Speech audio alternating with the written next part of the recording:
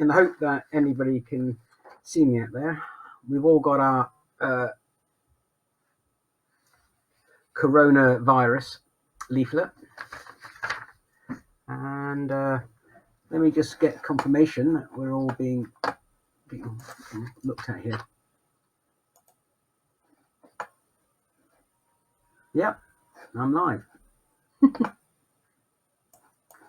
Oh, it's so clever. Great. So we've all got our coronavirus leaflets through the door. Mine came through this morning, even though it was only supposed to be posted a little while ago. And I think it is quite important to reiterate what this is all about. The reason dental practices have been closed is for this social distancing. We don't want people coming in and out of buildings and having close proximity with people. So I think it's quite important to remember that it's not really been designed to annoy patients, unfortunately, even though it's annoying all of us. So hopefully we're going to be back up and running as quick as possible. But until that happens, I thought I'd answer a few questions. So we have a number of questions that people have posted into us, and it's been quite a busy time for us. Even though we're not seeing patients, we have been quite busy behind the scenes.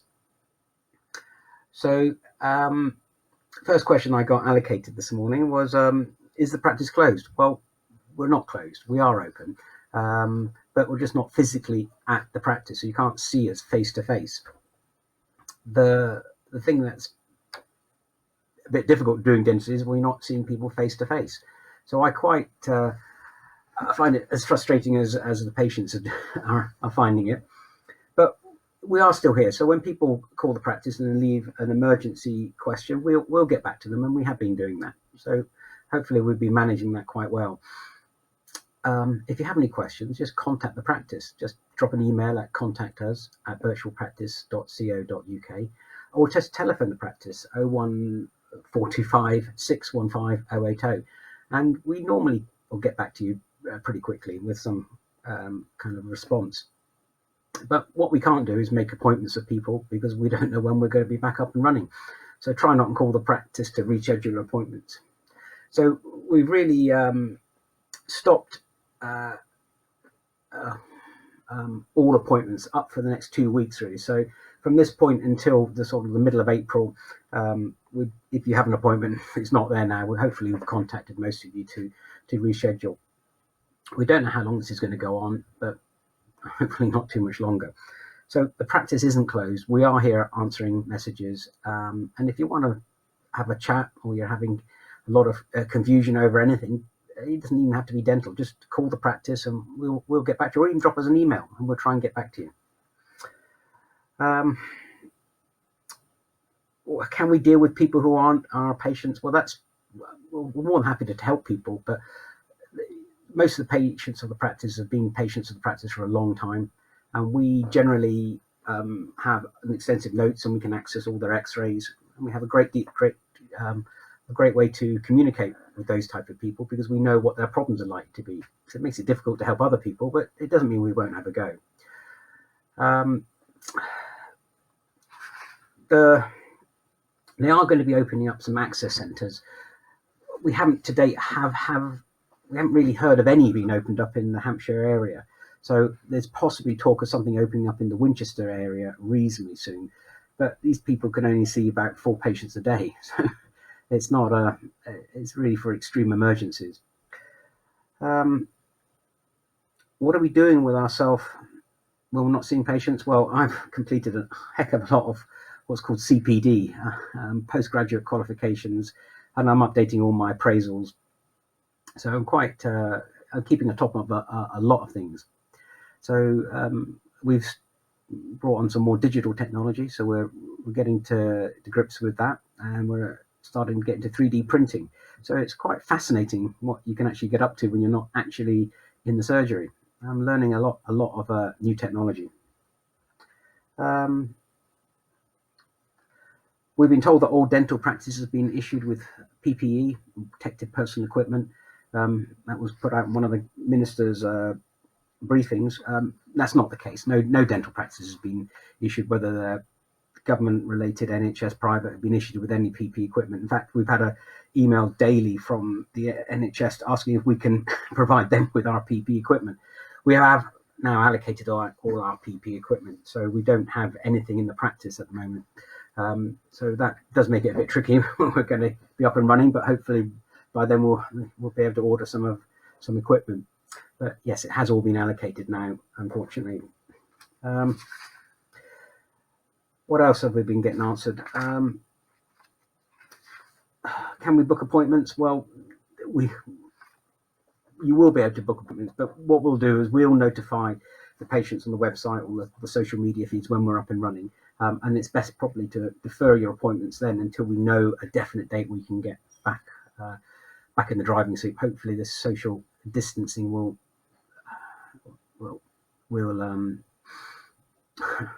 come to an end as soon as possible. Spending too much time with your family can be quite claustrophobic. I'm a member of your practice plans. What should you do? Well, that's an excellent choice at the moment. I mean, we're still going to honour your number of visits for the practice, so that makes no difference really. And you do get access to your 24-hour-a-day helpline, 365 days a year. So, during the day you can just call us, or if you have a particular problem in the evenings, you can call the helpline number. So your entitlement won't get affected by any of this. So I advise people just to keep going with that. It's a good thing to have.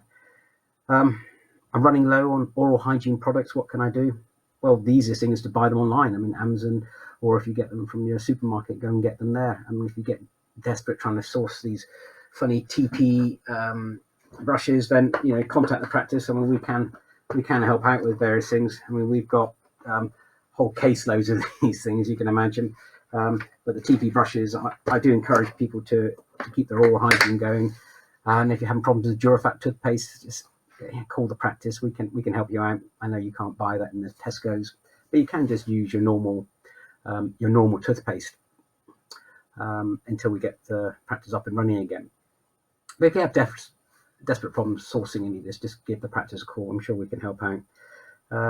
But it is really important. I can't stress enough that you have to keep your mouth clean at this stage, because there's a huge connection between how your oral health is and basic pneumonia. So if you ever get admitted to one of these hospitals, especially some of your my older patients and the immunocompromised ones, you don't want to be going in hospital with a poor condition of your mouth. This is the time to make it the best you can be. It's really, really important to try and remember that good oral hygiene is going to save your life.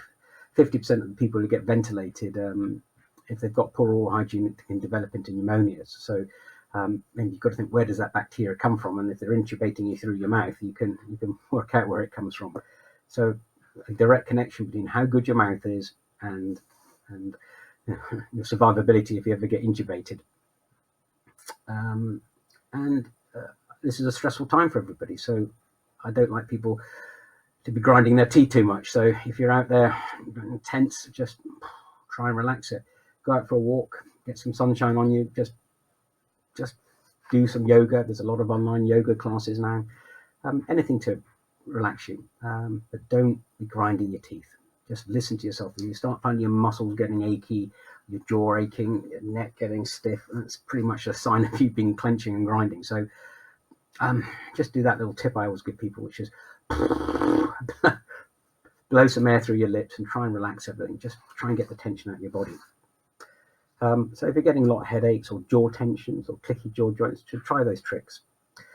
If your gums are bleeding a lot, just step up the cleaning. You can get some coarse little mouthwash, maybe rinse around with that, but just get in there with your toothbrushes. I do recommend those electric toothbrushes. The Oral-B ones are the best ones. And lay off the sugary snacks. What else? Well, we don't really have too many other things to cover, but it's just to remember that we are here for you. And if you have any particular problems, just contact the practice. We're going to have put these messages out as frequently as we can if we get an update on what's actually happening. But Matthew and Roland and myself and our hygiene team, we are still here and we are still keen to get back to work. So if you have any particular questions, just post them here and we'll respond to them later. So I think that's all I want to say today. But just remember, wash your hands as often as possible. Try not to go out unless you absolutely have to, and keep safe. So thanks very much for watching this little video if you've got this far.